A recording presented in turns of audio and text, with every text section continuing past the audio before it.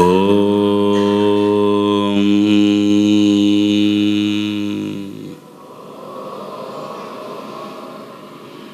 ఇవాళ వచ్చిన మీ అందరికీ పరమేశ్వర దివ్యాశీస్సులు.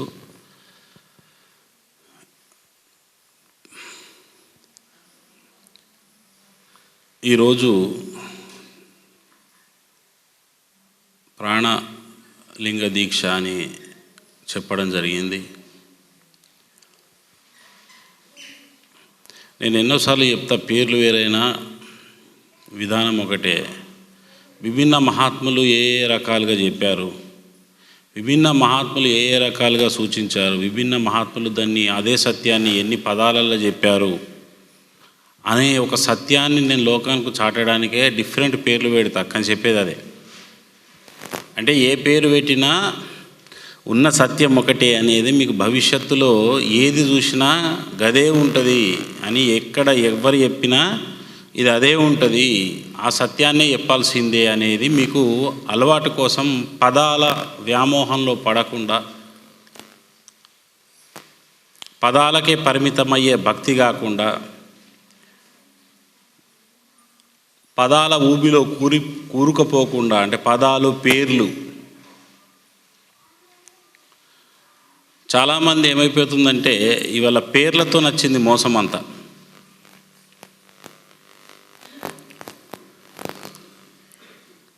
ఈ పేర్లే మనుషులను ఏం చేస్తున్నాయంటే మా వర్గము, మా మత శాఖ, మా విధానము అని మా అనే ఈ చాలా ప్రచండంగా ఈ లోకాలలో ఉండి విభిన్న సిద్ధాంత రాద్ధాంతాలు ఉవ్వెత్తున ఎగిసిపడుతున్నాయి. ఒక వ్యక్తి నారాయణుడి గురించి చెప్తున్నాడు అంటే అతడి నోటి వెంట శివపదం మనం వినం. ఒక వ్యక్తి శివుడి గురించి చెబుతున్నాడు అంటే అతని నోటి వెంట మనం నారాయణ అనే శబ్దాన్ని వినం.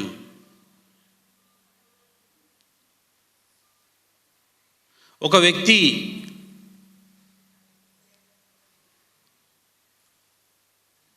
శక్తి గురించి మాట్లాడుతున్నాడు అంటే అతను విష్ణువు గురించి మాట్లాడడం వినం.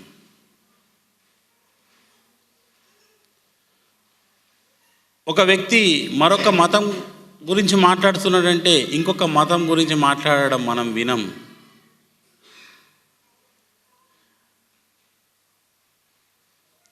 తాను పట్టిన కుందేలుకు మూడే కాళ్ళు,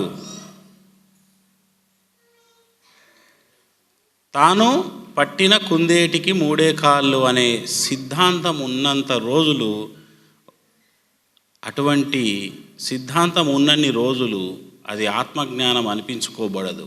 అది ఒక బౌండరీ, అది ఒక వలయమే. అది ఎవరైనా కావచ్చు, నాతో సహా. అందుకే నా పదాలలో మీకు రామ ఉపదేశం, శ్రీరామ మహాప్రాణోపదేశం, శ్రీ విద్య మహాప్రాణోపదేశం, ఓం నమ శివాయ మహాప్రాణోపదేశం, మహారుద్ర దీక్ష, నారసింహ దీక్ష, శ్రీ మహాలక్ష్మి దీక్ష, ఇట్లా పేర్లు పెడుతున్నా అంటే నేను ఇన్ని దేవతలను ఆరాధిస్తున్నాను కాదు దాని అర్థం. ఉన్న సత్యానికి ఇన్ని పేర్లు పెట్టబడ్డాయి అన్నది సత్యం. మీకు అర్థమైంది ఇది?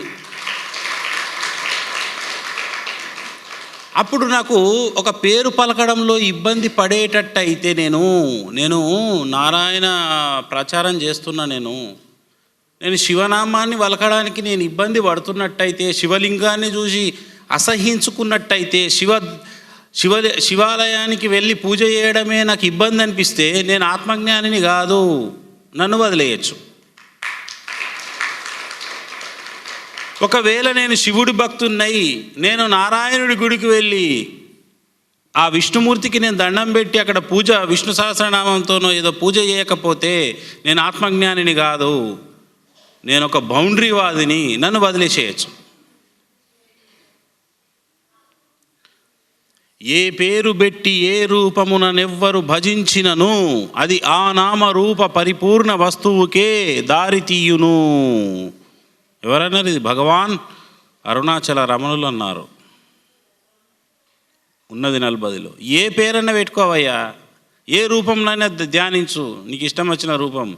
అదంతా సద్వస్తువు ఆత్మ పదార్థానికి, ఈ విశ్వేశ్వరుడికే చెందుతుంది, సాక్షాత్ పరబ్రహ్మానికి చెందుతుంది తప్ప మీ యొక్క స్థుతులు ఇవన్నీ ఆ బౌండరీకి చెందవు. ఇదే ఆలోచించే ఒక గొప్ప విషయం. మీరంతా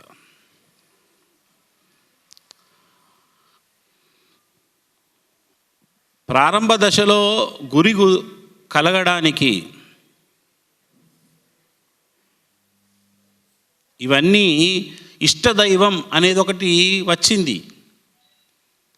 తర్వాత ఏమైపోతుంది అంటే నా దైవమే సర్వత్రా ఉన్నది, ఆ దైవంకు రూపము లేదు, నామము లేదు, సర్వత్రా ఉన్నది అని చెప్పబడ్డది.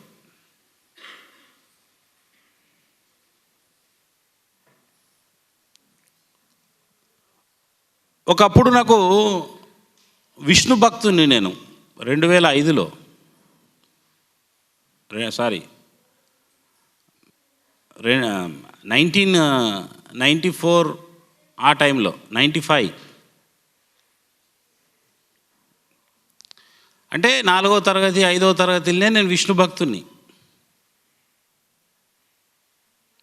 ఎటువంటి భక్తుని అంటే భక్త ప్రహ్లాద లాంటి భక్తి కలిగిన భక్తుని.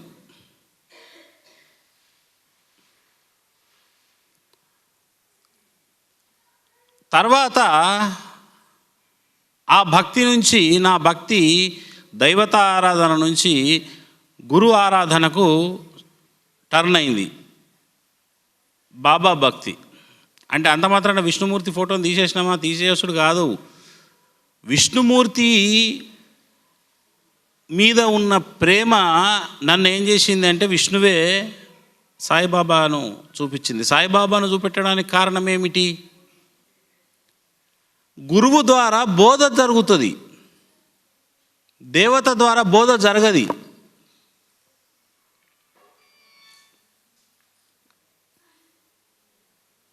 గురువు ద్వారా బోధ జరుగుతుంది, దేవత ద్వారా నీ పూజ స్వీకరణ జరుగుతుంది, నీ పుణ్యం బట్టి వారి అనుగ్రహం ఉంటుంది.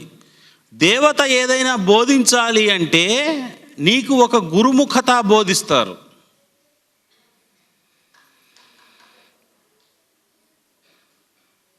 నువ్వు ఎలా ఉండాలి, పరులతో ఎలా ఉండాలి, నీ మాట ఎలా ఉండాలి, నీ ప్రవర్తన ఏ రకంగా ఉండాలి, నీ చూపు ఏ రకంగా ఉండాలి, నీ చర్యలు ఏ రకంగా ఉండాలి,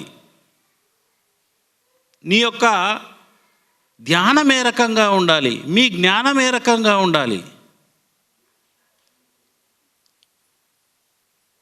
నీ ధ్యానం ఎట్లా చేయాలి, నీలో దేవుడు ఎక్కడున్నాడు, ఆ దేవుణ్ణి ఎట్లా కనుక్కోవాలి, ఇదంతా విష్ణుమూర్తి నేరుగా వచ్చి నాకు చెప్పడు.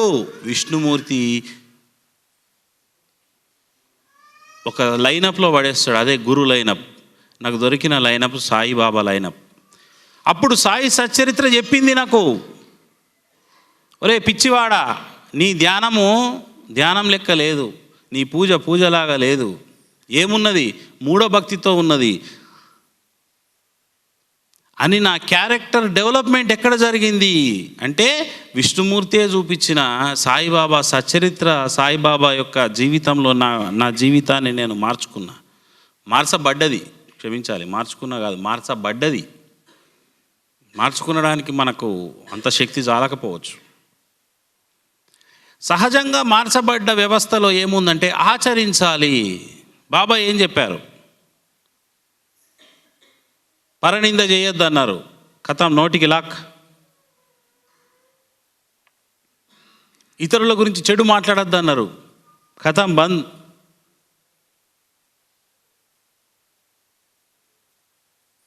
ఇతరుల రుణంలో పోవద్దు, ఎవడి రుణంలో ఉండకుండా ప్రయత్నం చేస్తూనే ఉంటాం.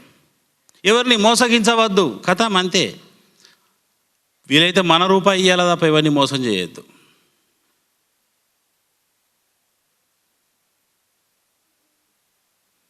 ఎవరిది వేసుక తినవద్దు. ఇవన్నీ నాకు ఎక్కడ దొరికినాయి? గురువులు అయినప్పుడు దొరుకుతాయి. ఎందుకంటే ఈ కాల పరిస్థితులను బట్టి బోధించేది దైవం కాదు, గురువు బోధిస్తాడు.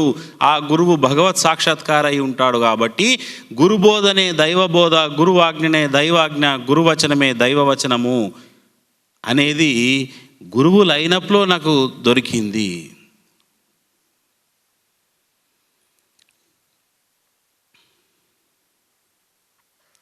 ఎవరైనా నిన్ను 10 మాటలంటే నువ్వు ఒక్క మాటతో సమాధానం ఇయ్యు. నిన్నెవరేమైనా నిందించినా నువ్వు సహించు. సహించేవాడంటే నాకు బాగా ఇష్టము అన్నాడు. సహనం ఉండడం వల్ల గొడవలు తప్పుతాయా లేదా? ఇప్పుడు ఈ క్యారెక్టర్ డెవలప్మెంట్, నా లోపల పరివర్తన విధానం ఎక్కడి నుంచి వచ్చింది? గురువు నుంచి వచ్చింది. అందుకే గురువు లేకుండా మన యొక్క జీవితము ముందాటపడది. అందుకే గురువు దగ్గరికి వస్తున్నాము, గురువుగారి దగ్గరికి వస్తున్నాము, దర్శనం చేసుకుంటున్నాము, పోతున్నాము, ఇంత ఆశీర్వాదం ఇస్తాడు, ఇంత శక్తి వస్తుంది. ఈ బుద్ధితో రాకండి నా దగ్గరికి. నేను జ్ఞానిగా మారాలి, నా ప్రవర్తన మారాలి, నేను మారిపోవాలి, నేను దైవంగా వెలగాలి అనే భావనతో నా దగ్గరికి రండి. కోరికలతో రాకండి.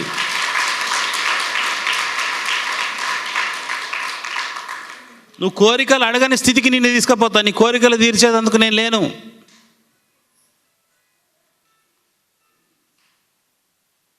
నీ కోరికలే లేని స్థితికి తీసుకెళ్తా. అందుకు గురువు అవసరం.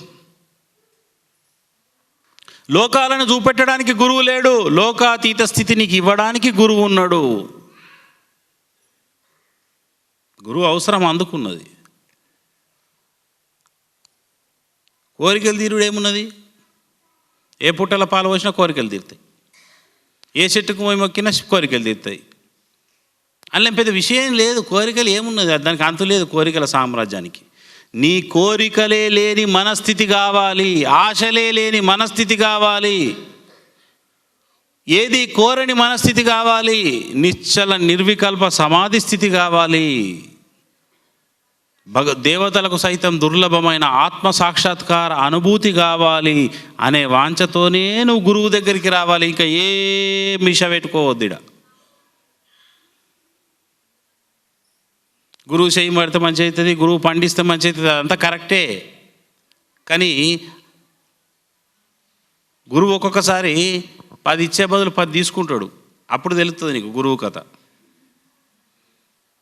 అంటే దాని అర్థమైంది, గురువు తీసుకోడు, ఎవడో తీసుకుంటాడు, అది కూడా గురువే అనుకో అమ్మ అంటాడు. అక్కడ నీకు స్టార్ట్ అవుతుంది నీ ఓపిక ఎంతున్నది, నీ సహనం ఎంతున్నది. నీది నటననా, ఉత్తుత్తి బ్యాంకా? నువ్వు ఏ బ్యాంకుకి వెళ్ళి వచ్చినావు? ఐసిఐసిఐ బ్యాంకా, అది అంటారు చూడండి, హెచ్డిఎఫ్సి ఇంటర్నేషనల్ బ్యాంకులకు వెళ్ళి వచ్చినావా, లేకపోతే అడ్రస్ లేని ఉత్తుత్తి బ్యాంక్కి వెళ్ళి వచ్చినావా అనేది తెలాలా. పేరు మోసిన బ్యాంకులు అయితే ఓకే, అడ్రస్ లేని బ్యాంకులు వస్తే ఉత్తుత్తి బ్యాంక్ అని ఉంటుందా? ఉన్నది, ఉత్తుత్తిగానే ఉంటాడు అని అంటాడు. కాబట్టి మీరు ఎక్కడోళ్ళు ఎక్కడివారు అని తెలుసుకోవాలి అని నాకు అనిపిస్తే గురువు నుంచి పరీక్షలు స్టార్ట్ అవుతాయి.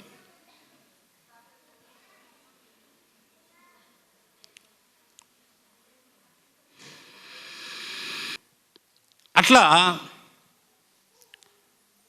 గురువు మార్గంకు వచ్చి ఆ బోధలానుసారం జీవితం గడుపుతూ ఉన్నప్పుడు బాబాను ఒకటే విగ్రహంలో, విష్ణుమూర్తిని ఒకటే రూపంలో చూసి శివుడిని అనన్యంగా ప్రేమించే వ్యవస్థ దాకా వచ్చి, నేను ఎవరిని బేసిక్గా విష్ణు భక్తుడిని, మా ఇంటి దేవుడు ఎవరు? నరసింహస్వామి, మేము పొడుగు నామాలము అంటారు కదా, ఇట్లా తిరుమందారులు అంటారు. అంటే ఇటువంటి భక్తిలో ఉన్న వ్యక్తి ఇట్లా మేము ఇట్లా పెడతాం, మేము అసుంటి భక్తి ఉన్నది అనే దీంట్లో ఉన్నోళ్ళం. అటువంటి వాడు ఏమైపోయాడు? శివస్య హృదయం విష్ణు విష్ణోచ్చ హృదయం శివ.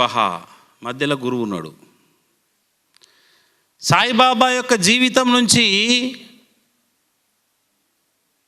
గురువు బోధ నుంచి ఏం తెలుసుకున్నాము? నువ్వు విష్ణు భక్తుడు అయితే శివుణ్ణి పూజించొద్దని ఎక్కడ లేదు.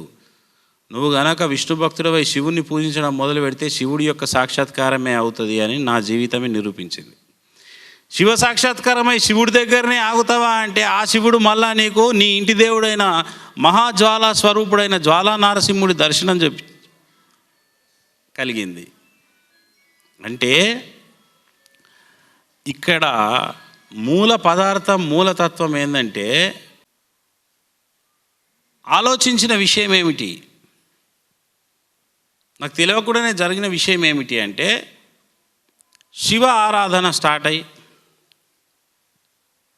శివలింగాన్ని పూజించడము, యాజ్ వెల్ యాజ్ నా యొక్క ప్రాణ విద్య ధ్యానం చేయడం. ఇక నేను ధ్యానమే చేస్తున్నా, నాకు విగ్రహం ఎందుకు? లేకపోతే నాకు సాయిబాబానే ఉన్నాడు, ఇక శివుడు ఎందుకు, విష్ణువు ఎందుకు అని అనుకున్నామా? అట్లుండది. దేని లెక్క దానికే ఉంటుంది. ఎవరి పాత్ర ఎంతవరకు అంతవరకే చేస్తారు. ఒకరు ఉన్నారని ఇంకొకరితో పని ఏమి ఉండదని అనుకోకండి. అందరూ అన్ని పనులు నీకోసం చేయడానికి అన్ని రూపాలలో ఉన్నారు. మరి శివ అనే శబ్దం యొక్క అది ఎప్పుడు తెలిసింది? ఎవరిని శివుడు అంటారు? ఆ లింగ పూజ ఎందుకు చేయాలా? శివలింగాన్ని ఎందుకు ఆరాధించాలా? మేము విష్ణు భక్తులం కదా అని నేను అనుకోలే.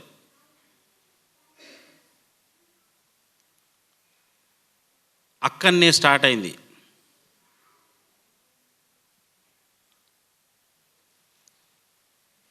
ఎక్కడ చూసినా తొలుత బాబాను దర్శించేవాడిని, గురువును. అంటే ఏది చూసినా గురుస్వరూపమే కనిపించే.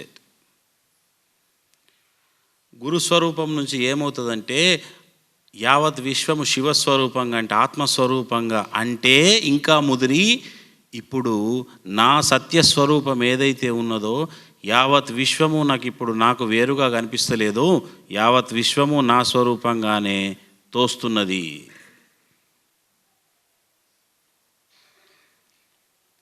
ఇప్పుడు ఇదంతా మీకు చెప్తున్నది కాదు, మీలో ఉన్న నాకు నేను చెప్పుకుంటున్నది.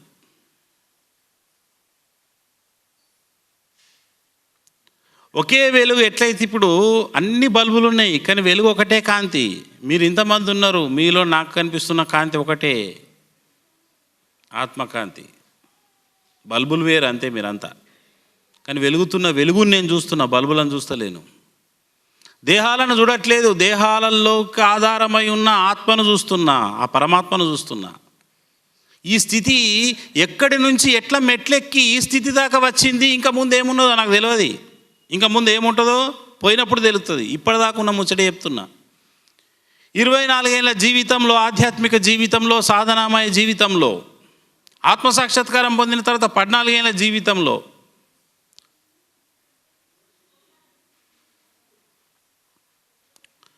అంటే అర్థం చేసుకోవాలా, మెట్లు ఎట్లెక్కబడ్డాయి. ఒకనాడు విష్ణు భక్తుడి, తర్వాత సాయి మార్గంలో సాయి యొక్క బోధల అనుసారంగా జీవితం గడపడానికి ప్రయత్నించిన వాడిని మరి పూర్ణంగా గడిపినా లేదా అది అసాధ్యమైన ముచ్చట. 90% గడిపినామని చెప్పుకుందామా? అది శాతాలు కూడా చెప్పుకోరాదు. తర్వాత ఏది అనుభూతి అయితే కలిగిందో ఆ శివ సాక్షాత్కార అనుభూతి, ఆ స్థితిని ఇప్పుడు సర్వత్రా నాతో సహా సర్వత్రా దర్శించే పని జరుగుతున్నది. ఇప్పుడు నా సాధన విధానం అట్లుంటుంది. ఈ ఎన్ని మెట్లున్నాయి?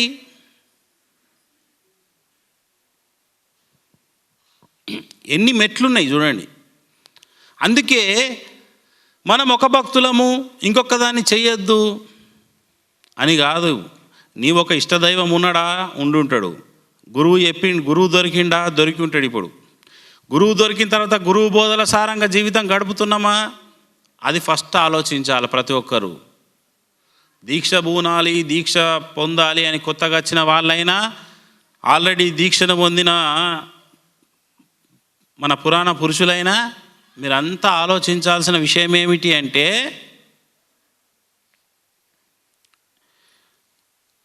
ఏదో దీక్ష తీసుకున్నాము, స్వామి ఆశీర్వాదం ఇచ్చిండు, సాధన నేర్పిండు, పోయినాము, అదే ఇల్లు అదే గల్లి అన్నట్టు ఉండొద్దు. ఇది ఆలోచించుకోవాలి. గురువు బోధల ప్రకారం జీవితం గడుపుతున్నామా, ఇది తెలవకపోతే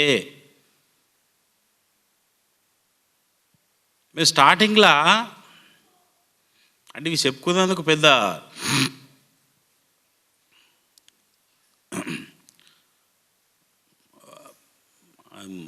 ఇదేం కాదు నాకు, అంటే గొప్ప కోసం చెప్పుకుంటలేను, నన్ను నేను తక్కువ చేసుకుంటానని కూడా చెప్పుకుంటలేను. 2008-2009 ఆ టైంలో మనిషికి ఏమవుతుందంటే అవగుణాలు అనేటివి తాండవం చేస్తాయి. తాండవం చేసినప్పుడు నువ్వు పశ్చాత్తాపడ్డావు అనుకో, కనీసం నువ్వు లైనప్లో ఉన్నావు అని లెక్క. నేను చేసిందే కరెక్ట్ అన్నావు అనుకో, ఇక నేను ఎవడు కాపాలేడు సాయిబాబాతో సహా.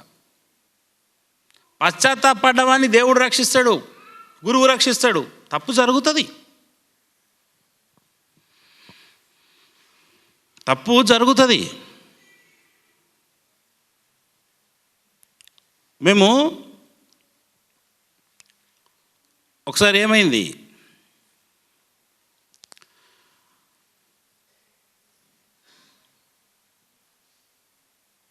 పాటలు పాడుతున్నారు 2000, అప్పటికి ఇంకా సాక్షాత్కారం కాలేదనుకుంటా. పాటలు పాడుతున్నారు, కాలే అప్పటికి, సెల్ఫ్ రిలేషన్ కాలేదు. కానీ బోధల విషయంలో ప్రాక్టీస్ అనేది ఎట్లా ఉంటుండే అనేది మీకు చెప్తే అర్థమవుతుంది. అది నేను డైరీలకు రాసుకున్న డైరీ ఇంకున్నది, నా రూమ్లో ఉన్నది. 2008లో రాసుకున్న డైరీ, ఆ పదాలు అసలు అద్భుతంగా ఉన్నాయి. అప్పుడు నేను ఆ భావనతో బాబాకు విన్నవించుకుంటూ రాసిన పదాలు అవి. ఎవడు పక్కోడు పాట పాడిండు, నేను పాడినా, పక్క భజన. అప్పట్లో ఎట్లుంటుంది అంటే సప్పట్ల పిసెక్కుంటుండే. ఇప్పుడు ఎవరైనా సప్పట్లు కొడితే సిరాకు వేస్తున్నది. అప్పుడు సప్పట్లు ఆయన సప్పట్లు ఇప్పుడు మనం పాడతాం, ఇంకొకరు వాడగానే ఇంతకంటే బాగుంది అని ఎవరన్నా మాట్లాడితే, అంటే ఎదుటోడు వాడింది నేను వాడిన దానికంటే బాగుంది అనే భావన నాకు వచ్చింది. మీకు అర్థమవుతుందా? ఇదేం భావన, ఇది సహజంగా అందరికీ ఉంటుంది. ఇది నాదే మంచిగా ఉండాలని, ఇది పెద్ద తప్పు కాదు లోకం దృష్టిలో. కాంపిటీషన్ స్పిరిట్ అంటారు ఇది. కానీ ఎప్పుడైతే నాకు ఆ భావన వచ్చిందో, అది ఏందో కానీ నా మీద నాకు అసహ్యం వేసింది. నాకు అసహ్యం వేసింది ఫస్ట్ టైం అది. అప్పటిదాకా నాకు ఎప్పుడు ఉండకపోవు, ఆ టైంలో నచ్చింది. అది ఎందుకు అంతకుముందు వాడుతుంటే కానీ ఎప్పుడు ఉండకపోవు, ఆ టైంలో ఎందుకు వచ్చిందో తెలియదు. మరి అది ఆ ఫీల్ ఎందుకు వచ్చిందో నాకు ఇంకా అర్థం కాదు అది. కానీ వచ్చిన క్షణం నన్ను అసలు నా మీద నాకు ఇచ్చి ఇదేం సాధన, ఇది వేస్ట్ అని చెప్పి బాబా ఫోటో ముందు ఏడ్చిన ఇంటికాడ. ఇంటికి పోయి ఏడ్చి అహంకారం వచ్చింది నాకు. బాబా ఏమన్నాడు, బోధలలో ఎందుకు ఈ భావన వచ్చింది, మరి దీనికి మూల కారణం ఎవరంటే సాయిబాబాని ఏమన్నాడు, ఎవరిలో అహపు మచ్చలు కూడా ఉండయో, ఎవరిలో అహంకారపు మచ్చ అంటే ఏంది, మచ్చ అంటే ఛాయలు, నీడ కూడా ఉండొద్దు. అహంకారమే కాదట, అహపు ఛాయలే ఉండొద్దు. అందుకే మీకు ఇలా ఆత్మ చాలీసల వాడిన, అహపు జాడలేలా నా మది అందునా అహము తొలచి బ్రహ్మము వై మిగులవే మీరా అనేది వాడినాం. అహపు జాడలే వద్దంటున్నా నేను. ఎందుకు, మీరు చెప్పిందే. అహంకారపు ఛాయలుంటే నేను నీలో నివసించను అని సాయిబాబా చెప్పిండు. ఇప్పుడు సాయిబాబా నాలో నివసించాలా అనుకునే ప్రతివారు ఇది చాకౌట్ చేసుకోవాలా. నాలో అహపు ఛాయలు ఉన్నాయా? అహపు ఛాయలు ఉండంగా నువ్వు ఆరతి సాయిబాబా అంట, సాయిబాబా వస్తాడా? అని నేనేంటంటే చాలా బాధపడ్డా. నాకు ఈ అహం ఛాయలు ఎందుకు వచ్చింది? పాడేది నేను కాదు కదా. నాకు ఎదుటోళ్ళు బాగా పాడితే నేను ఎందుకు ఓర్వలేకపోయినా? నాకు ఈర్ష్య ఎందుకు వచ్చింది? ఇదొక రకమైన ఫీలింగ్ ఎందుకు వచ్చిందని నా శరీరం నాది ఊగిపోయింది. అది ఎట్లా ఊగిపోయింది ఇక చెప్పద్దు. ఇక వచ్చి అన్నట్టు అనిపింది. నా మీద నాకే చిచ్చి అయిపోయింది. ఎవడో సీదరించుకున్నాడు కాదు, నన్ను నేనే సీదరించుకున్నా ఆ రోజైతే. ఇక రాసిన లేఖ సాయిబాబాకు, అంటే డైరీలో. అంటే అప్పటికి సేవల విషయం కానీ ఇదంతా ఎంత చేసినా అది నాకు రాకపోవు. అప్పుడు వచ్చిందని ఆ ఒక్కసారికి నేను ఎంత తీవ్రంగా పరితాపం చెందిన అంటే, అప్పుడు అన్నా, నాకు ఈ అహం మచ్చలు లేకుండా బాబా చూడు, నువ్వు సేవలు చేపియకుండా నేను ఇంటికాడ కూర్చుంటా, కానీ నాకు ఈ మచ్చలద్దు. ఒకవేళ అహంపు మచ్చలే ఉంటే నేను సేవ చేసి లాభం లేదు కదా. నాలో అహపు జాడలు ఉన్నాయి, సేవ చేసి ఏం లాభం? నాలో అహంకారం వచ్చింది, నా సేవలు ఏంటికి పనికొస్తాయి? బూటి అనే భక్తుడు, ఆయన కోటీశ్వరుడు బూటి.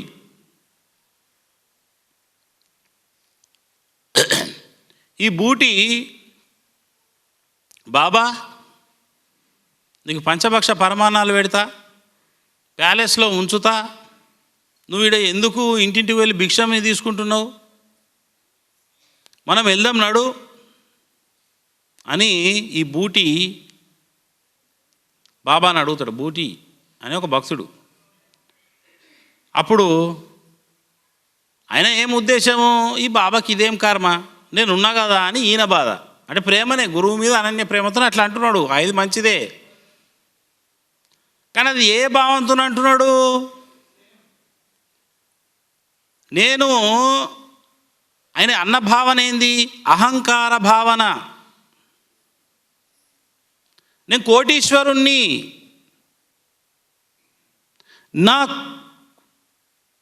నేను బాబాను తీసుకుపోయి ప్యాలెస్లో పెట్టుకుంటా, ఈ బాబాకి పాడుబడ్డ గుడిసెలో ఉండు ఎందుకు అని కోటీశ్వరుడు అనే అహంతో నేను తీసుకుపోయడం మంచిగా రాజు లెక్క సాగుతా అన్నాడు. ఒరేయ్, నేను ఇక్కడ ఉండాల్సింది భగవంతుడు ఆజ్ఞ. నా తల వెంట్రుక ఇట్లా తీస్తాడు, ఇట్లా తీసి ఇట్లా పడేస్తాడు. ఇదొకటి తీసి వెంట్రుక తీసి ఇట్లా పడేసి, నా తల వెంట్రుక నీలాంటి 1,00,000 మంది బూటీలను తయారు చేస్తుంది. నువ్వు కోటీశ్వరుడు అని అహంకారం నా ముందంటే ఎందుతున్నావారా అని క్లాస్ వ్యక్తాడు. నీలాంటి కోటీశ్వరులున్న తల వెంట్రుక నేను కాదు, నా తల వెంట్రుక వాడి ఉంటే తల వెంట్రుకకు మొక్కినా వాడు కోటీశ్వరుడు అవుతాడని అర్థం. ఇక నువ్వేంది నాకు పెట్టేది? ఆకలి దప్పులు నశించిన వాడికి పంచభక్ష పరమాణాలు పెడతావా?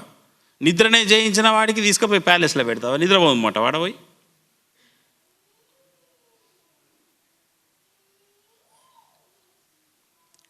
అని ఆ కథను గుర్తుకు తెచ్చుకొని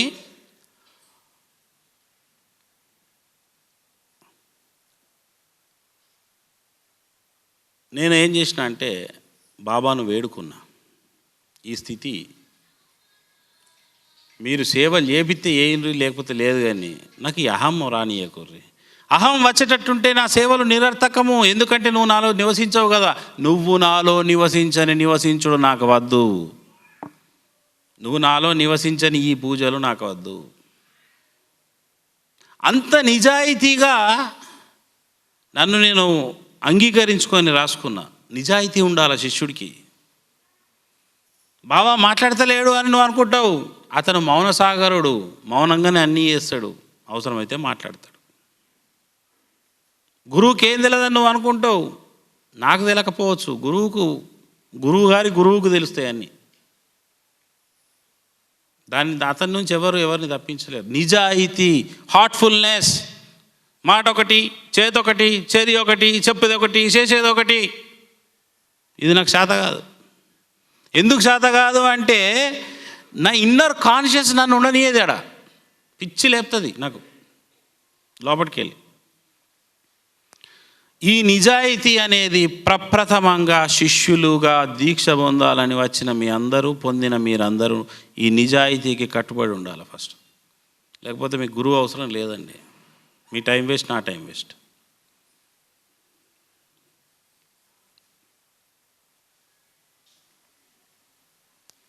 నిజాయితీ లేనప్పుడు ఎక్కడ ముందర పడతాం చెప్పండి?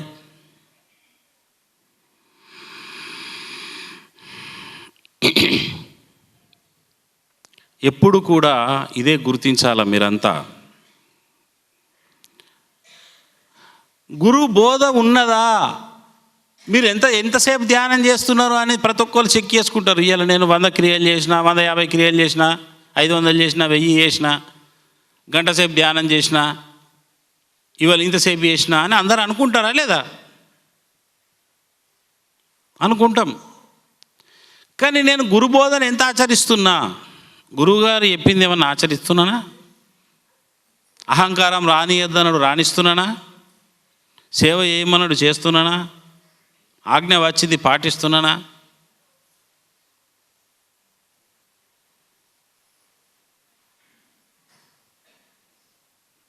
ఈ ఆజ్ఞాపాలన విషయమే చాలామందికి ఇది ఉన్నది. అందుకే దీక్ష పొందడం అంటే రావడము, మంత్రం తీసుకోవడము, ఉరకడం కాదు. ఇగో గిది దీక్ష అంటే. అందుకే బాబా అదే మంత్రోపదేశం ఎందుకు ఇయ్యలేదు చెప్పాలనా? వీటితో ఏం లాభం అనే ఇయ్యలేదు. బాబా శాస్త్ర సాంప్రదాయాలను గౌరవించకపోవడం అని కాదు దాని అర్థం. మీరు 100 గురువుల దగ్గర 100 మంత్రాలు తీసుకున్నా మీరు మోక్షం పొందలేరు. ఈ క్యారెక్టర్ డెవలప్మెంట్ కనుక చేసుకోకపోతే, అందుకే బాబా సత్ప్రవర్తనను నేర్పేవాడు, సత్ప్రవర్తన కలిగి ఉండడమే ఉపదేశం అన్నాడు. ఆ ప్రవర్తన గురువు ఆజ్ఞానుసారం ప్రవర్తిస్తే గురువే నీకు మోక్షం ఇచ్చేవాడు, నువ్వేం సాధిస్తావయ్యా అని చెప్పి బాబా ఆంతర్యంతో ఎవ్వరికి బాబా చెవిలో మంత్రం ఊదలేదు. బాబాను గురువు అనుకోవడమే పెద్ద దీక్ష. అంత గొప్ప స్థితి అది. అందుకే ఆయన చెక్కిండు, విగ్రహాన్ని ఎక్కినట్టు ఒక్కొక్క వ్యక్తుడి యొక్క ఒక్కొక్క సాధకుణ్ణి చెక్కాడు.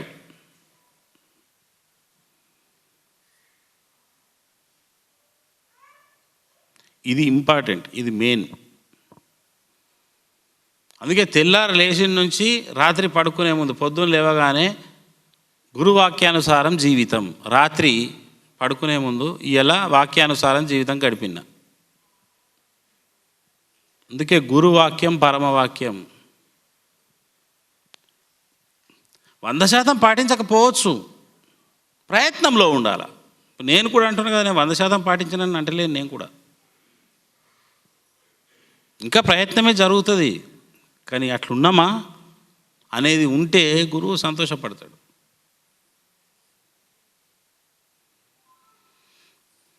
ప్రతిదీ జీవితాన్ని శిష్యులుగా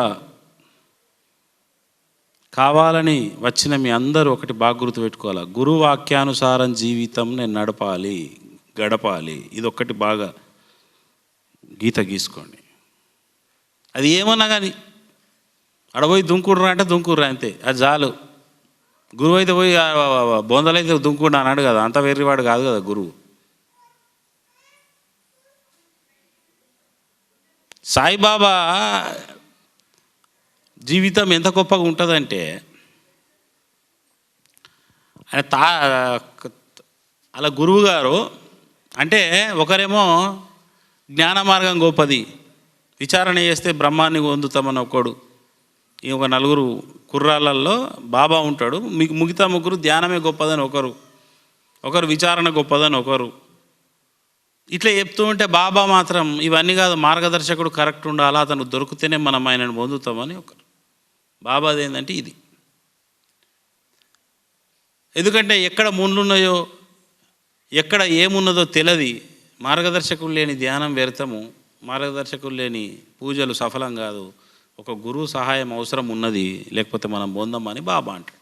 సరే వాళ్ళు ఏకీభవించారా పక్కన పెడితే మిగతా వాళ్ళు, బాబాకి ఏమవుతాడంటే ఒక గురువు దొరుకుతాడు.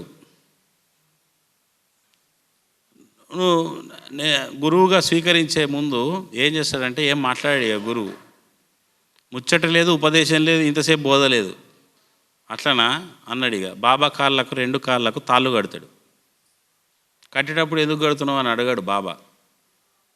బావి కాడ తీసుకుపోయి కింద కాళ్ళు కడతాడు. ఆ గిరికకి ఏం చేస్తాడంటే ఈయన తల కిందులుగా నూతిలేస్తాడు. గిరికని వదులుతూ ఉంటాడు. మనం బొక్కెనని వదిలినట్టు ఆయనను వదిలితే కూడా అయ్యో అయ్యో అయ్యో నన్ను ఎందుకు వదులుతున్నావు, నన్ను చంపెత్తవేంది అంటలేడు. పోయిండు పోయిండు పోయిండు ఆగిండు. ఏడున్నాయంటే నీళ్ళు ఈడ తల ఈడ గింతే ప్లేసు. అట్లనే తల కిందులుగా ఉన్నాడు. ఇప్పుడు అప్పటిదాకా నువ్వు సప్పుడు చేయకని కూడా చెప్పలే గురువు. ఆ గురువు పోయిండు అయిపోయా. ఈ బాబా ఏంది అట్లనే ఉన్నాడు. ఎందుకు గట్టేసిండట లేడు, ఎందుకు వదిలినట్టు లేడు.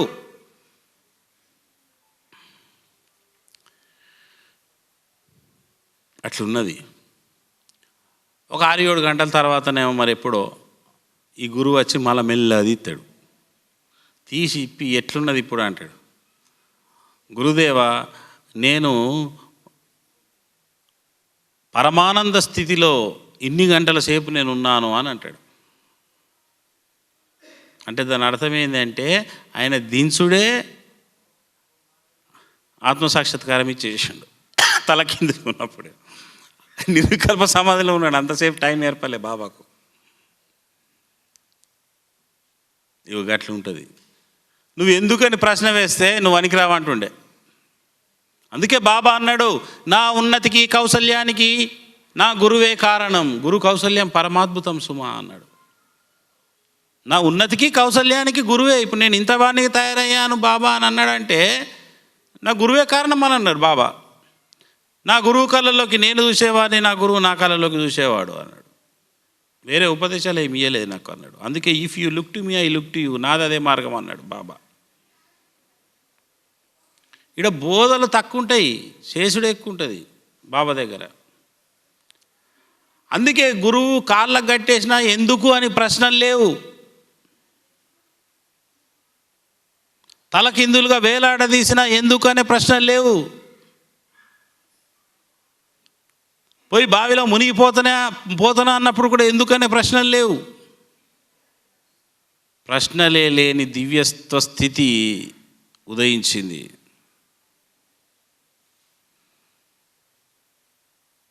గురువు ఏం చేస్తాడో చక్కగా చూడాలి అంతే. నువ్వు ప్రశ్నించుకుంటూ పోతే నీ ప్రశ్నలకు అంతు లేదు, ఆ జవాబులకు అంతు లేదు.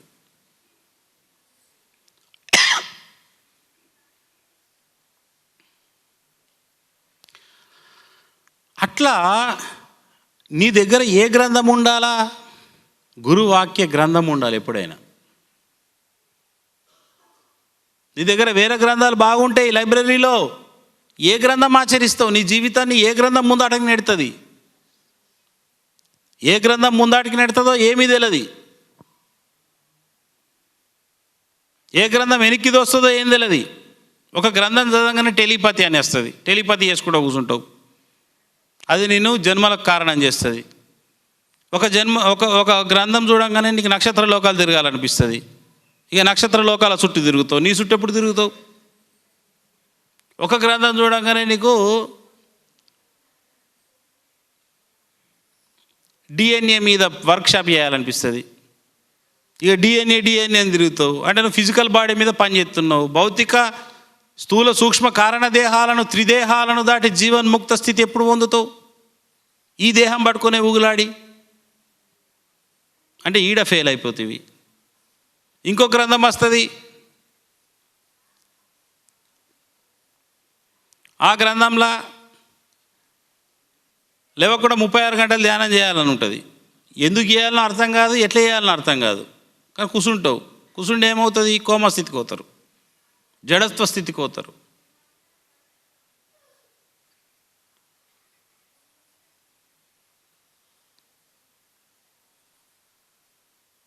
అందుకే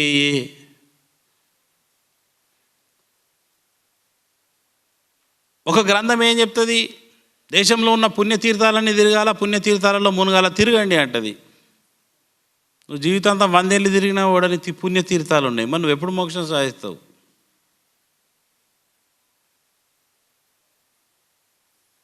ఒక గ్రంథం ఏం చెప్తుంది? గంగలో మునిగితే పాపాలు పోతాయంటది. అందులో ఉన్న చేపలకు ఎన్ని పాపాలు పోయినాయి? మరి సముద్ర స్నానం చేస్తే సర్వ పాపాలు దొరుకుతాయంటే సముద్రంలో చేపల్ని తింటున్నాం, మరి దాని పాపం పోయిందా? దాని కర్మ బట్టి మనిషి నోటికి వచ్చిందా?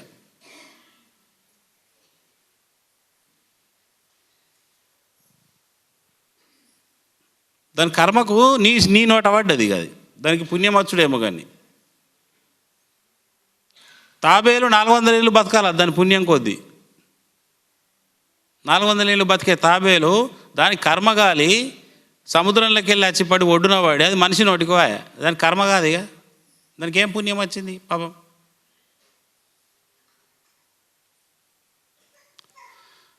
గంగ స్నానం అంటే ఏంది? ఇది ఎవడు చెప్పాలా? ఆత్మ గంగలో మునుగుమని శాస్త్రాలు చెప్పినాయి. ఏ ఆత్మగంగ? ఇక్కడ ఉన్న ఆత్మగంగలో. శివుడి గంగ ఇక్కడి నుంచి ఉద్భవిస్తున్నది అంటే ఏంది దాని అర్థం? ఆత్మగంగ ఇక్కడి నుంచి ఉద్భవిస్తున్నది. అప్పుడు ఆత్మగంగలో నువ్వు స్నానం చేస్తే నువ్వు పునీతుడవు కాదు, మోక్షమే నీకు వస్తుంది. ఆత్మగంగలో స్నానం ఎట్లా చేయాలా? ఎవరు చెప్పాలా? ఏ గ్రంథం చెప్పాలి? గంగలో మునగండి అంటే మీరు మునగడానికి వెళ్తున్నారు, ఎన్నిసార్లు మునుగుతారు?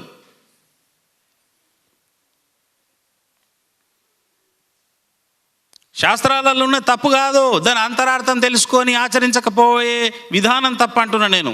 శాస్త్రాలు కరెక్ట్ ఉన్నాయి, అర్థమే కరెక్ట్ లేదు. మీకు అర్థమైంది కరెక్ట్ లేదు, లోకానికి అర్థం సరిగా లేదు. ఎందుకు? చెప్పే గురువు చక్కగా లేడు. అందుకే ఎన్ని శాస్త్రాలు చదివితే 1,00,000 గ్రంథాలు చదివినా లవలేశం కూడా నీకు అనుభూతి కలగదు అన్నాడు వివేకానంద స్వామి. అవన్నీ నిన్ను దారి తప్పిస్తాయి 1,00,000 గ్రంథాలు.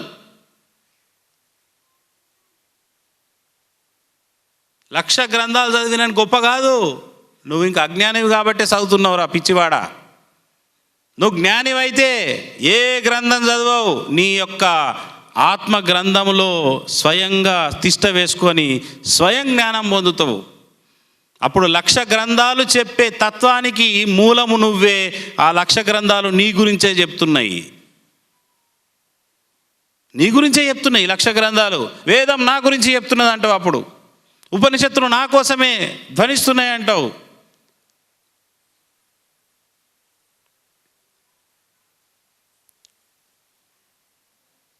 భగవద్గీత చదివితే నేనే కనిపిస్తున్నా అంటావు, ఉత్తర గీత నా గురించే మాట్లాడుతున్నది అంటావు. ఎందుకు?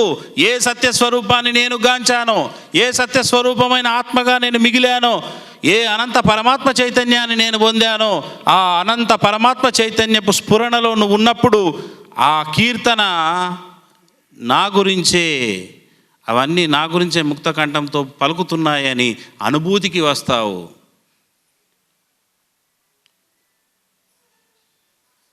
అప్పుడు అది నేనే అంటావు. ఐయామ్ దట్ ఐయామ్ అనే స్థితి అది. 1,00,000 గ్రంథాలు నువ్వే దేవుడు అని, ఆ దేవస్థితిలో నువ్వు ఉండుమని, ఒక గురువు మార్గంలో నడువుమని చెప్తున్నాయి. ఎవరు వినరు అది. అందుకే నీ దగ్గర ఏమున్నదంటే అడిగి తీసుకోవాలా, గురుదేవా నాకు కొన్ని వాక్యాలు ఇవ్వండి జీవితాంతం పాటించేటి. ఆ 10, 11, 20, 30 గురువు ఇచ్చిన వాక్యాలనే పొద్దు ముప్పావులు 10 సార్లు చదివి కంఠోపాసన చేసుకొని అవి ఆచరించుకుంటూ వస్తే నీ జీవితము మోక్ష తీరము సర్వశాస్త్రాల సారాంశంగా నడిచే ఒక జంగమ దేవాలయంగా నువ్వు ఉంటావు. అప్పుడు నువ్వు ఒకనాడు పూజలు అందుకుంటావు. పూజలు చేసుకోవాలని నువ్వు కోరుకోవు, కానీ జనాలు వదలరు, నీకు పూజలు చేస్తూ ఉంటారు.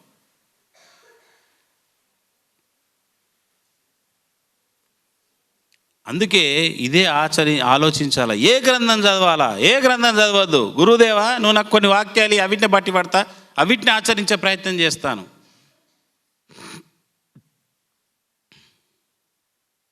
నేను అనుభూతి కలిగినాకడ ఇప్పుడు మీకు చెప్పేది ఉన్నది కాబట్టి కొన్ని గ్రంథాలు రిఫరెన్స్ చేస్తున్నా. నేనేం గ్రంథాలు చదివిన తర్వాత నాకు అనుభూతి కలగలే. అనుభూతి కలిగినాకడ ఏ గ్రంథం చూసినా నేనే కనిపిస్తున్నా. ఇలా బసవ పురాణం తెచ్చిన ఈ బసవ పురాణంలో నేనే కనిపిస్తున్నా. నాకు బసవేశ్వరుడు కనిపిస్తలేడు, నన్ను నేను చూసుకున్నట్టున్నది. ఎందుకు? బసవేశ్వరుల వారి అనుభవము నా అనుభవము, వారి అనుభూతి నా అనుభూతి ఒక్కటే.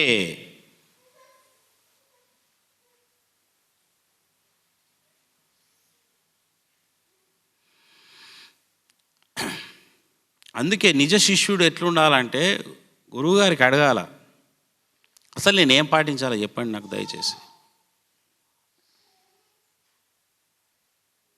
అసలు నేను ఎట్లుండాలా, నా ప్రవర్తన ఎట్లుండాలా? ఏ ఒక్కల ఇప్పటిదాకా నా ఇన్నేళ్ళ జీవితంలో ఏ ఒక్క శిష్యుడు వచ్చి పొరపాటును అడగలేదు.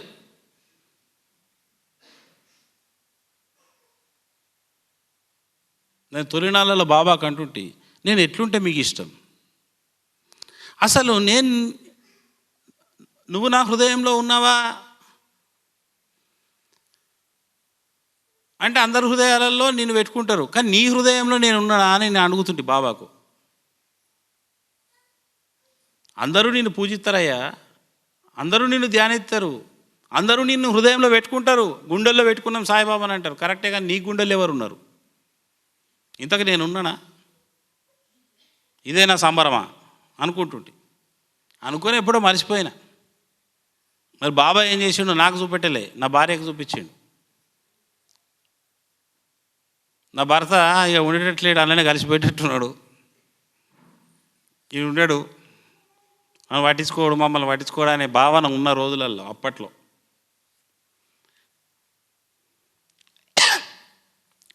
అప్పటి రోజులు అవి. అప్పట్లో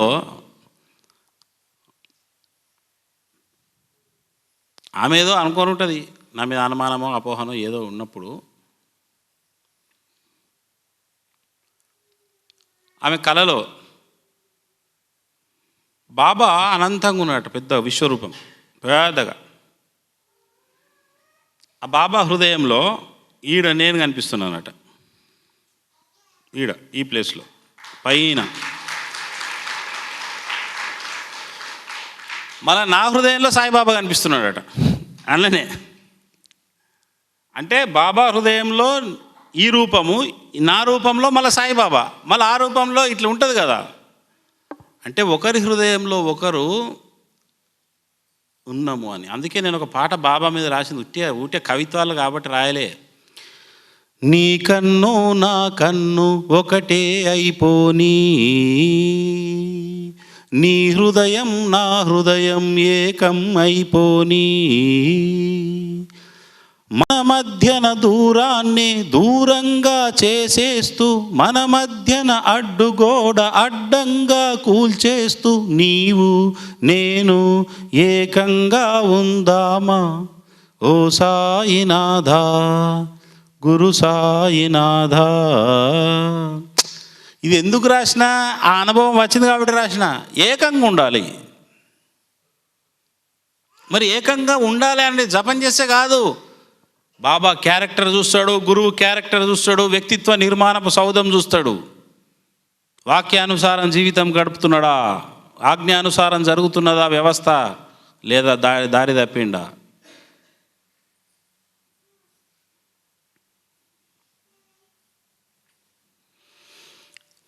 పరోపకార బుద్ధి ఎక్కడి నుంచి నాకు వచ్చింది? అది ఇచ్చే బుద్ధి. నాకు చెప్పండి, ఇచ్చే బుద్ధి ఎక్కడికి వెళ్ళి వచ్చింది? పరోపకార బుద్ధి అంటే ఇప్పుడు ఒకదాని తర్వాత ఒకటి కార్యక్రమాలు ఏదో ఒకటి చేస్తూ ఉన్నాం.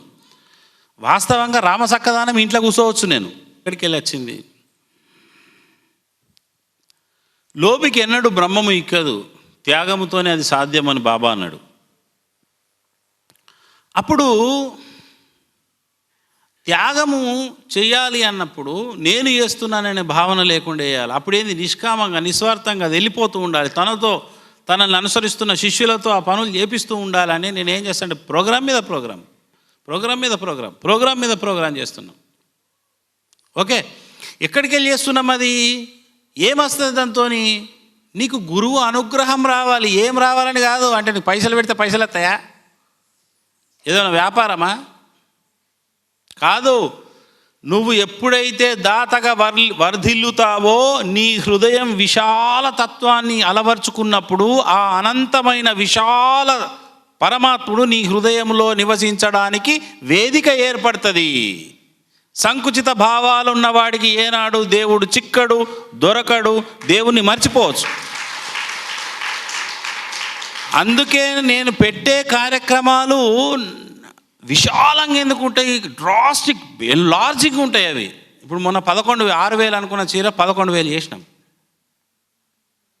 11,000 చీరలు ఇప్పుడు రాజశ్యామల నవరాత్రులలో ఫిబ్రవరి 14వ తారీఖు 11,000 మందితో, అంటే మనమే పీఠం తరపున కొంతమంది భక్తుల త్యాగాల ద్వారా మనం ఏం చేస్తున్నాము, ఇస్తున్నాం. డిస్ట్రిబ్యూషన్ జరుగుతుంది. ఏంది? శారీస్.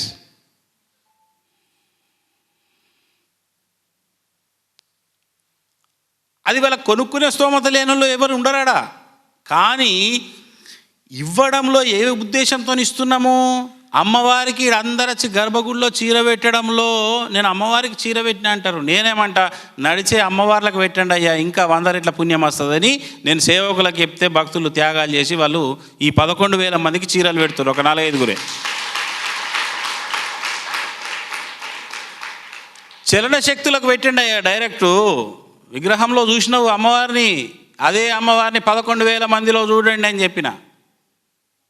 అప్పుడు అది ఎంత గొప్ప విశాల తత్వాన్ని వాళ్ళకి ఇస్తుంది, ఆ ఆశీర్వాదం ఎంత గొప్పగా ఇస్తుంది. అబ్బా మాకు చీర పెట్టింది అమ్మవారి నుంచి అన్న ప్రతి మహిళ యొక్క ఆశీర్వాదం ఆ దాతలకు అవుతుంది. దాని ద్వారా ఏమవుతుంది? వాళ్ళ హృదయం ఇంకా విశాల తత్వం అవుతుంది.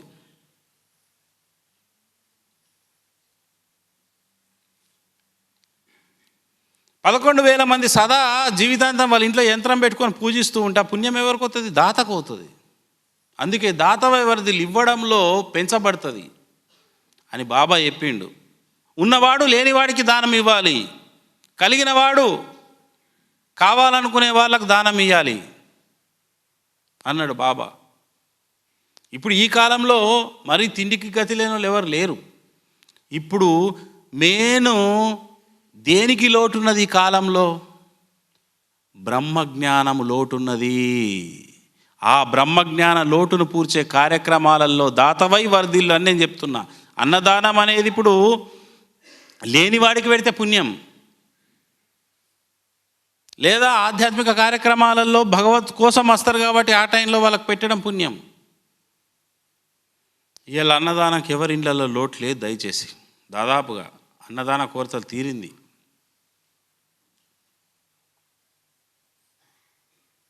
అర్థమవుతుందా? ఇదే ఆలోచించాలి మీరంతా. ఇప్పుడు నేను బాబా వాక్యం అది లేకపోతేనే నీ పని చేయ.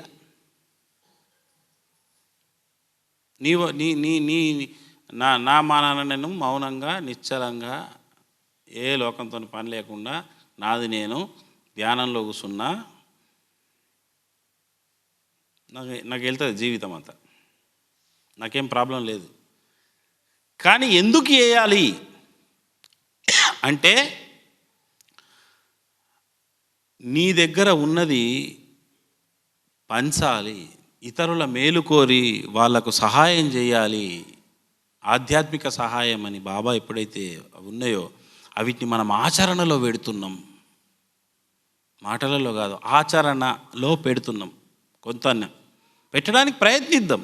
ఎంతవరకు సాధ్యమవుతుంది, ఎంతవరకు మనం సక్సీడ్ అవుతాం, ఎంతవరకు మనం ఇదవుతాం అనేది కాదు, ముందు ఆచరించే ప్రయత్నం చేయాలి. నేను అదే చెప్తా, ఆచరించే ప్రయత్నం. ఇది ప్రయత్నం జరగని నాడు ఏమవుతుందంటే వేస్ట్.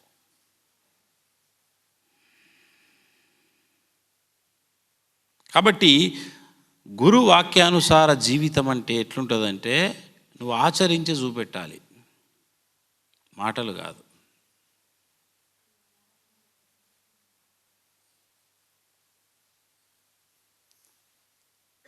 మరి ఇక్కడనే చేసినా మీకు సరిపోతుందా అనుకుంటున్నామా? అనుకుంటలేం. అది ఇంకొక లెవెల్కు మనం ఆలోచించాలి. కొన్ని లక్షల మందికి బ్రహ్మజ్ఞాన తత్వాన్ని కొన్ని కోట్ల మందికి రీచ్ చేయాలి అనేది ఉంటుంది. కాబట్టి నేను ఇవాళ ఎంత గురుసేవ చేశాను. ఇప్పుడు నేను చేస్తున్న సేవ ఏంది అంటే, నేను గురువు యొక్క సంతుష్టి కోసం చేస్తున్నా, దేవుని యొక్క సంతుష్టి కోసం చేస్తున్నా. నేను పుణ్యం కోసం చేస్తలేను. నాకేదో కోరిక ఉన్నది కాబట్టి ఇది చేస్తే నాకేదో వస్తుందని కాదు. నాకే కోరికలు లేవు. నాకున్న కోరికలు ఉన్నాయి. ఏం కోరికలు చెప్పన్నా? ఈవిడ పెద్ద ఆత్మాచల క్షేత్రం కావాలి 1000 లింగాలతో, లోకమంతా బ్రహ్మజ్ఞాన ఆత్మజ్ఞానాన్ని వెదజల్లే కార్యక్రమాలు పెట్టాలి. ఇక ఇట్లా ఉంటాయి కోరికలన ఏమి దైవిక కోరికలే, అవి నెరవేరాలనే కోరికలే, నా కోసం ఏం లేవు.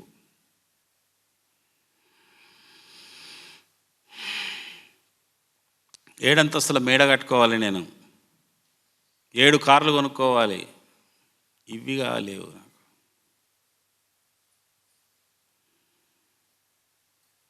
భగవంతుడికి సేవ కోసం ఏం చేద్దాం, గురుసేవ కోసం ఏం చేద్దాం, ప్రజలలో ఉన్న గురుతత్వానికి ఏం చేద్దాం, వాళ్ళు అందుకోవాలని ఇదే ఆశ. ఇదంతా ఎవరి నుంచి వచ్చింది? గురువాక్యం.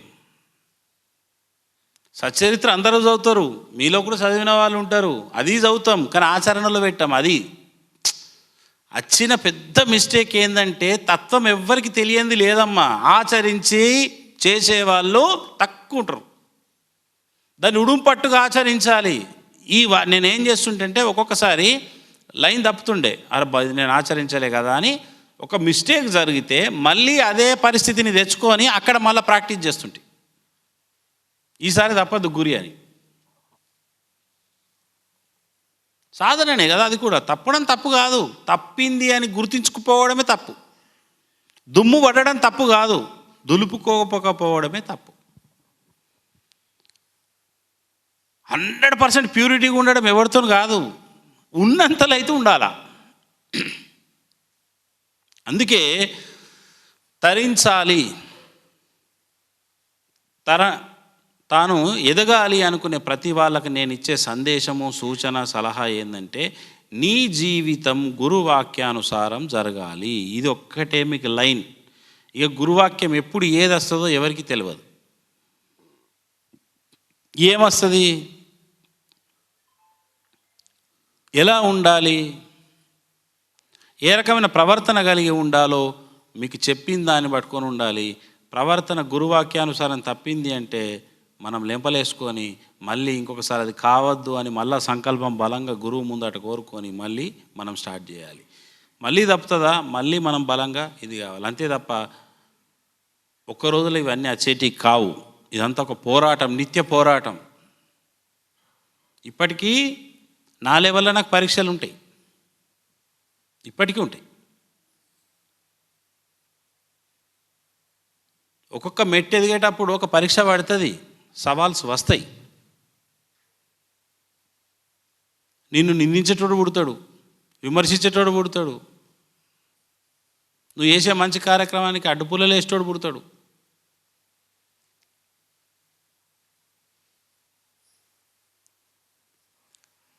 నీ మీద దుష్ప్రచారం చేసేవాడు పుడతాడు. ఇవన్నీ ఏంది,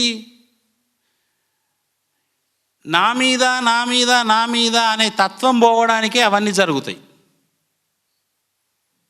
ఈ నేను అనే అహంత నశించడానికి అవన్నీ దేవుడే కల్పించే పరీక్షలు. అవన్నీ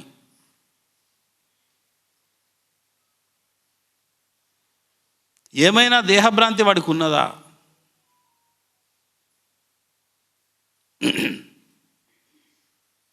లేదా సినిమా చూసినట్టు చూస్తున్నాడా అని ఇవన్నీ జరిగినాయి. నాకు కూడా ఈ మధ్య ఒక 6 నెలల క్రితం ఇవన్నీ జరిగినాయి, 4-5 నెలలు.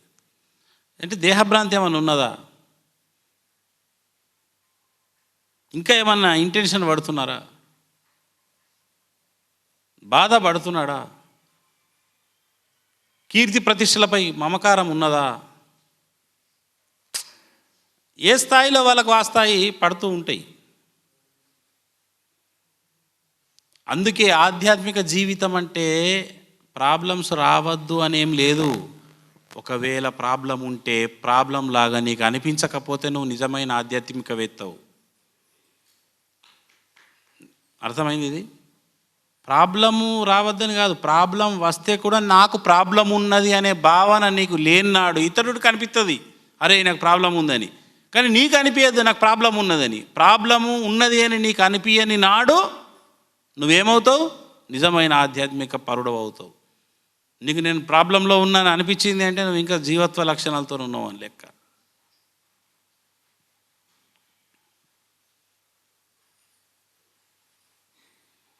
ఆధ్యాత్మికతలో ఉన్నత స్థితి అంటే ఏంది? ఏ సమస్య లేకుండా ఉండడం కాదు, ఏ రోగాలు లేకుండా ఉండడం కాదు. ఏది వచ్చినా అది నాకు కాదు, అది నన్ను ఇబ్బంది పెట్టదు అనే భావన ఉండడమే నిజమైన ఆధ్యాత్మికత. ఇది బాగా తెలుసుకోవాలి. అందుకే నేను అన్న కదా, కోరికలు కోరడం కాదమ్మా, కోరికలే లేని దివ్యస్థితి కావాలా. కోరికలకు ఎంత అద్దు ఉంటుంది చెప్పు? ఏడు అడ్డున్నా చెప్పు. ఇప్పుడు బిడ్డ పెయిన్లని అడిగితే ఒకవేళ వచ్చి అడిగే, బిడ్డ పెయిన్లాయ, మళ్ళీ కొడుకు పెయిన్లు, కొడుకు పెయిన్లాయ, మళ్ళీ బిడ్డ, మళ్ళీ బిడ్డకు బిడ్డ పుట్టి కొడుకుకు బిడ్డే. ఆవు కానీ బిడ్డలు ఇద్దరికి బిడ్డలైన మళ్ళీ కొడుకు పుడితే మంచిగా ఉంటుంది. మళ్ళీ వాడికి మాటలు ఎత్తలేవు, ఆడు పాట పాడతలేడు, ఆడు చెస్లో జమ్ అయితలేడు, క్యారమ్ బోర్డులో ప్లేయర్ కావాలా, బ్యాడ్మింటన్లో మాస్టర్ కావాలా. ఇక ఎక్కడ మీకు అంతున్నది? వాడి కర్మ ఏదో పుట్టుకొని రాసుకొని పుడతాడు కదా, ఆడు అది అనుభవిస్తాడు కదా. మధ్యలో మనం ఎందుకు ఏలు పెట్టుడు? ఏలు కాదు, ఏకంగా కాలే పెడతారు వీళ్ళైతే. అంటే వాళ్ళ బదులు వీళ్ళని అడుగుతారు అన్నట్టు కాలు పెట్టుడు అంటే.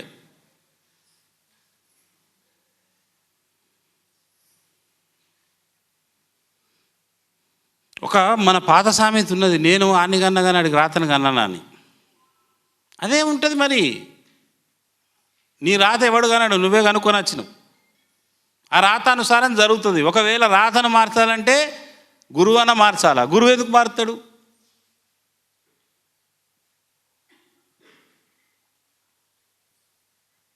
ఎందుకు మారుతాడు ఎప్పురా? ఎందుకు మార్చాలా ఎప్పుడు? విధి రాత మార్చాలనుకుంటే ఈ ప్రపంచానికి నీ నుంచి ఏదో మహత్తర మేలు ఉంటే తప్ప విధి రాత మార్చబడదు. ఆదిశంకరాచార్యులు 8 ఏళ్ళకే ఆయన ఇది కావాలని ఉన్నది. ఆయన నుంచి మహత్తరమైనది ఒకటి జరిగేది ఉన్నదని ఆయన ఆయుష్ పోస్ట్పోండ్ అవుతుంది. అట్లేమన్నా ఉన్నదా మన నుంచి? ఏం లేదు. భూమికి భారం, నీకు భారం. ఎందుకు మార్చాలా? ఎవడి కోసం మార్చాలా? మార్పు ఎందుకోసం? మారిన జీవితంతో ఏం మారుస్తాం లోకాన్ని? మార్చేటట్టున్నామా? లేము. మళ్ళీ స్వార్థము. బిడ్డ పెళ్ళికి మళ్ళీ మనమరాలైనాక కూడా నేను పెళ్ళి అయ్యేందుకు బతికి ఉండాలా, ఇంత అక్షంతలు వేసిపోతా ముని మనమరాలకు కూడా. ఎందుకమ్మా నాకు అర్థం కాదు. నీ కొడుకు లగ్గం చేసావంటే బంధం తెంపుకోవాలి, అప్పుడే నువ్వు బాగుపడతావు. కథ మాత్రం నీకు మనమలతో సంబంధం లేదు. కొడుకు కూతురు అయిందా, అలా పెళ్ళిళ్ళు చేసినావా, దండం పెట్టాలా. నీకు నాకు దండం రా బాబు, నన్ను వదిలి రానాల. దండం పెట్టి ఏం చేయాలా? ధ్యానము, సాధన, సేవ.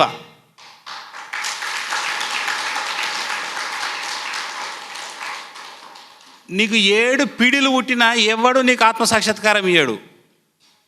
7 పిడిల దాకా నీ ముందాట సంతానం బట్టి నువ్వు చూసుకుంటే వీళ్ళంతా నా వల్లే అని 150 ఏళ్ళు వచ్చినాక కూడా నువ్వు అంతా నా వల్లేనా అంటావు తప్ప ఎవడు నీవాడు కాదు. ఎందుకు? నీ నరకాన్ని తప్పించలేడు ఏ ఒక్కడు కూడా. అలా ఎవడు నీకు సద్గతినియడు. ఇంకా నా ముసలి ఏం సంపాదించి పెట్టింది? ఏమన్నా ఇచ్చిందా? మా తాత ఏమిచ్చిండు? ఇవి మళ్ళా వీడికి ఏదో ఇయ్యాలా, ఇవే బంద్. మరి గురువు గారి ఉపదేశం అంటే ఏంది? మరి ఎంతసేపు కోరికలు అడగచ్చని ఉపదేశం కస్తున్నారో ఏందో. అందుకే ఇవన్నీ మేమంతా బాబా వలుకుతున్నాడు. నీ కోరికలు లేవిగా, కోరికలే కోరండి. కోరికల కోసం అమ్మవారు రెడీ ఉందాడ. 6 ప్రదక్షిణాలు మీరు తిరిగి ఆ ముడుపు కట్టుకుంటారో ఇంకే కట్టుకుంటారో కట్టేసుకున్నారంటే అమ్మవారు చూసుకుంటుంది మీ కోరికలు. పెళ్ళి, ఇల్లు. బ్రహ్మజ్ఞానంలో కోరికలు లేని స్థితి ఉంటుంది. ఇక్కడికి వస్తే కోరికలు అడగద్దు, అక్కడికి పోతే కోరిక కోరచ్చు. ఇక్కడ కోరికలు లేని మాట మాట్లాడేసేస్తాను నేను.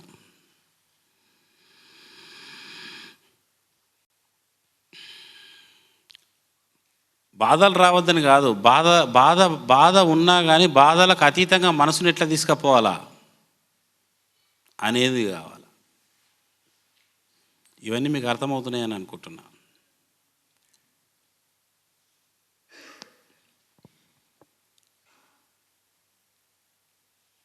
అందుకే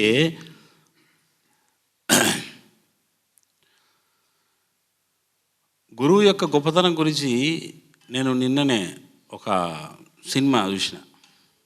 అది థియేటర్లో కాదు, ఏదో మధ్యాహ్నం టైంలో పడుకునే ముందు మామూలుగా టీవీ పెట్టుకొని రాఘవేంద్ర స్వామి మహాత్మ్యం సినిమా చూసిన.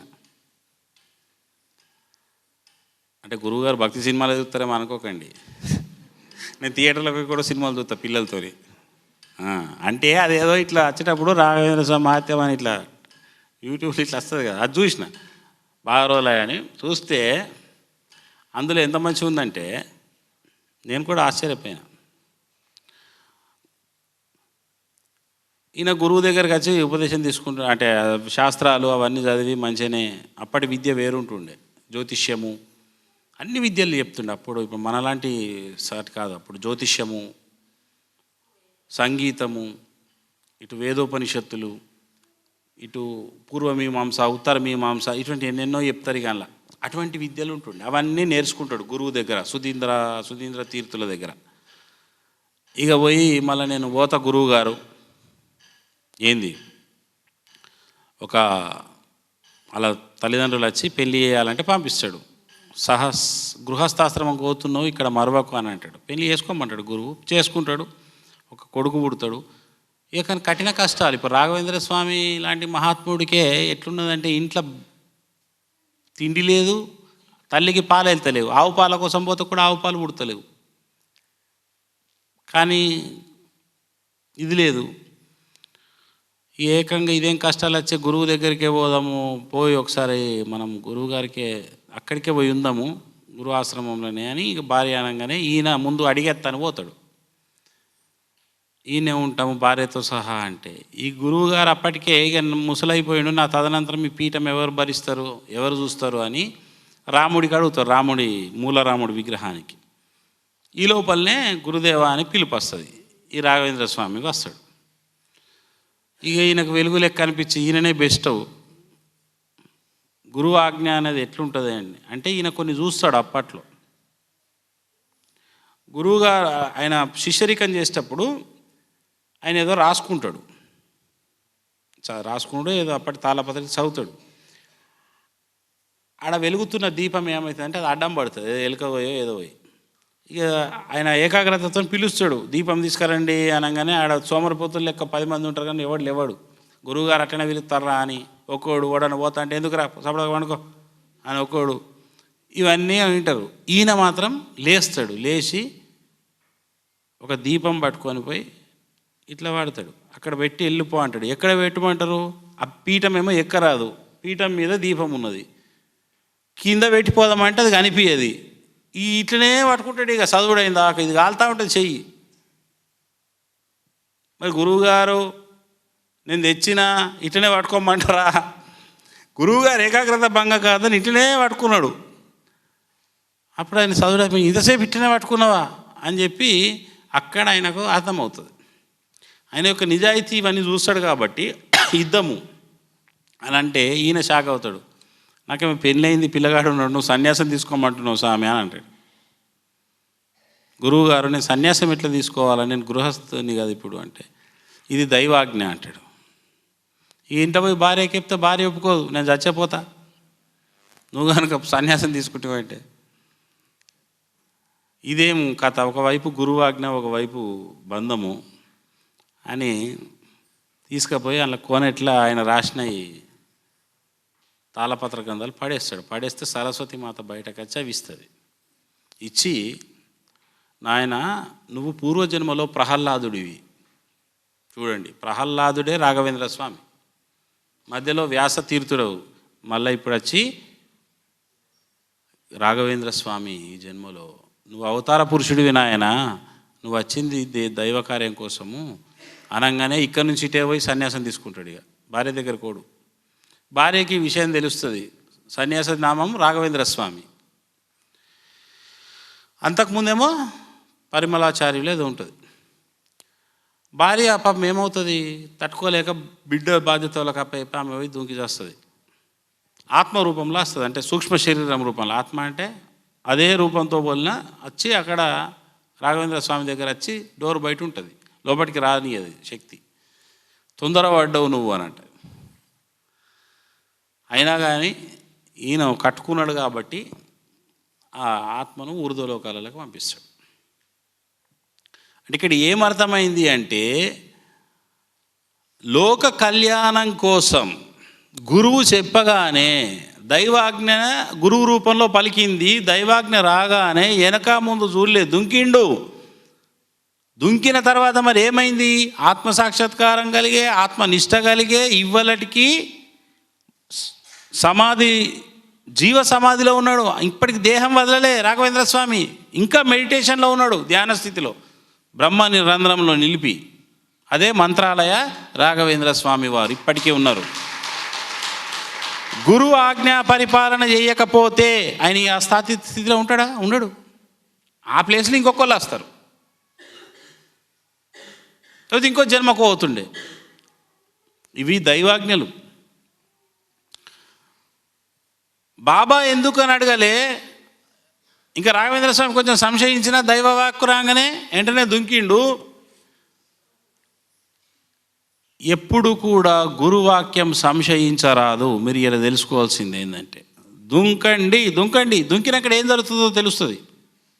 మీరు పైకి వెళ్ళే ఉండి లోతు ఎంతున్నది, దిగితే మునిగిపోతామా, చచ్చిపోతామా, ఉంటామో ఊసిపోతామో.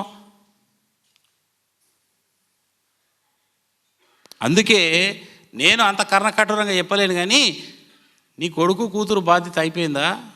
55 ఏళ్ళు 60 ఏళ్ళ లోపల అన్నీ సెటిల్ చేసుకున్నామా, ఈ లోపల సాధనామయంగా ఉంటాము, దాని తర్వాత కూడా వాళ్ళకు పెళ్ళిళ్ళు చేసినామంటే నిశ్చల నిర్వికార స్థితి అనుభవించాలా, వాళ్ళకి చెప్పాలా, నాయన మేము మిమ్మల్ని కన్నాం, మీ పెళ్ళిళ్ళు అయిపోయినాయి, ఇప్పుడు నీ పాల బాధ్యత నువ్వు చూసుకో. అలా మనమల్ల మీద కూడా నువ్వే దృష్టి పెడితే వాడు సోమరి ఎటువంటి ఎండ్ల పడిపోతున్నాను చెప్పండి. ఇక మీరు అంటే మరీ టూ మచ్ అయిపోయినాయి.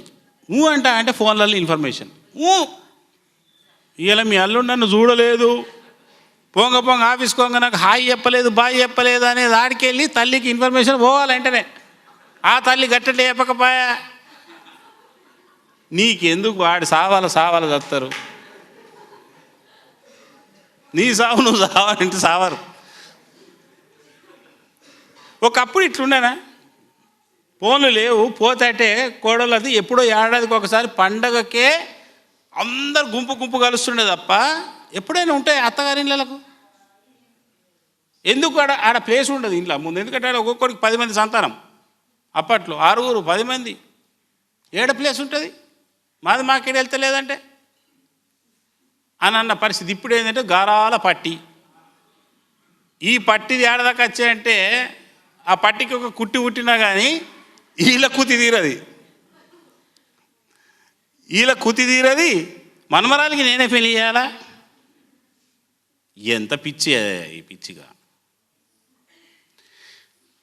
కూతురికి లగ్గం చేసినామంటే చెప్పుగా నీ జీవితం నువ్వు చూసుకో. కూతురికి ధర్మంగానో కొడుకు ధర్మంగా ఎట్టుండాలనో నేర్పేసేయరు. ఈ ధర్మం లైన తప్పినామంటే మేమేం చేయలేమని చెప్పండి. భయం అయిపోయింది. ఇక సచ్చే, మీకు సంబంధమే లేదు.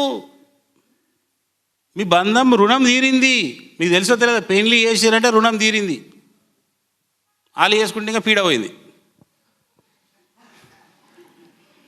ఇంక మీకు కూడా పని లేదు. ఇక ఈ కాలంలో వాళ్ళు చేసుకునేవి ఎక్కున్నాయి.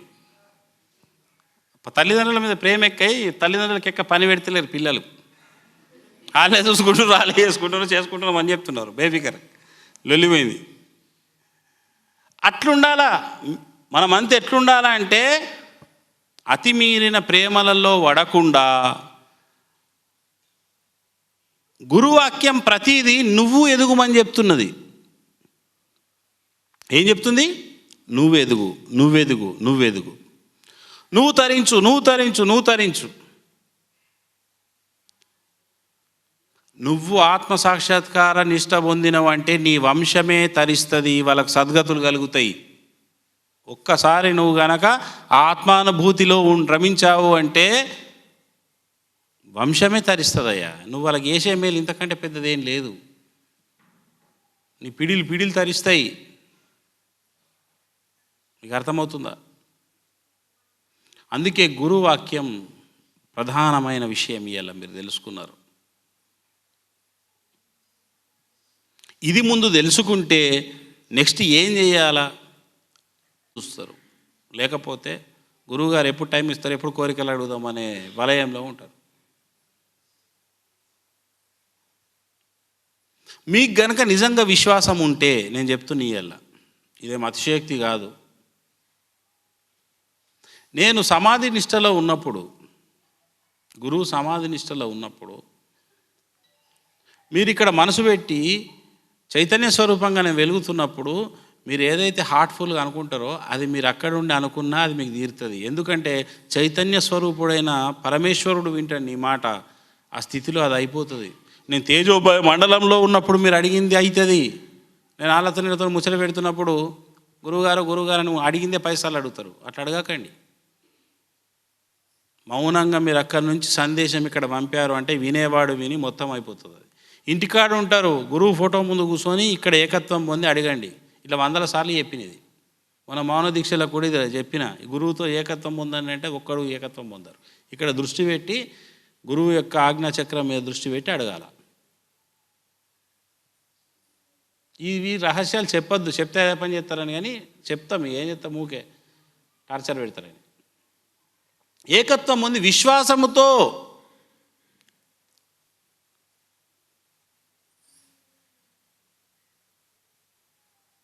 నమ్మకంతో. ఎవరైతే అడుగుతారో వాళ్ళకి అద్భుతాలు జరుగుతాయి. విశ్వాసము, నమ్మకము, ఇది ఇంపార్టెంట్.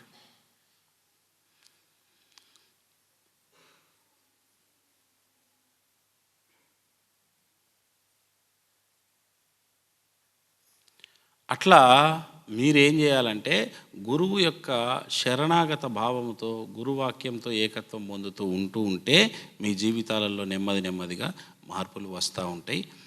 ఇక అటువంటి